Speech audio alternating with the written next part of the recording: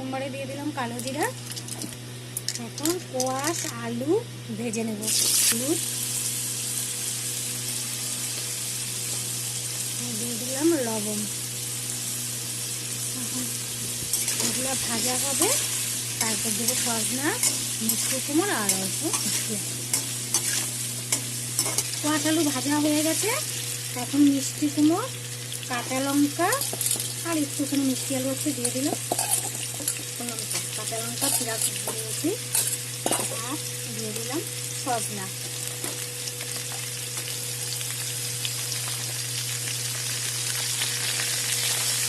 দিয়ে দিলাম সব কিছু দিয়ে এখন আমি আবার চাপা দিয়ে দেবো, সব একটু নরম হবে।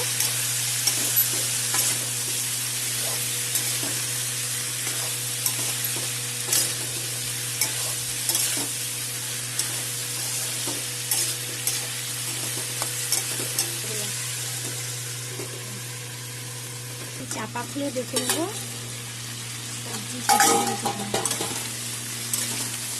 সবজি আমার সিদ্ধ হয়ে গেছে। এখন জিরার গুঁড়ো দিয়ে দেবো, দিয়ে দিলাম 1 চামচ জিরার গুঁড়ো, আর একটু বেশি।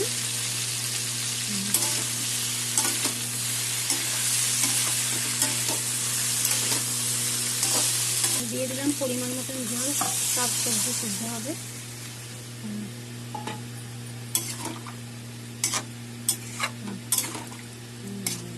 সবজি এখন সিদ্ধ হবে, তারপর চিনি দিয়ে নামিয়ে দেব। আমার সজনা, আলু, মিষ্টি কুমড়োর, কোয়াশ, মিষ্টি আলু দিয়ে রেসিপি হয়ে গেছে। এখন আমি চিনি দিয়ে গ্যাসটা বন্ধ করে দেব। টেস্টের জন্য, নিরামিষ তরকারিতে চিনি না দিলে ভালো লাগে না, তো টেস্টের জন্য চিনি দিয়ে দিলাম। আপনারাও এইভাবে বানিয়ে খাবেন আর বলবেন কেমন হয়েছে। লাইক করবেন, কমেন্ট করবেন, শেয়ার করবেন। Thank you.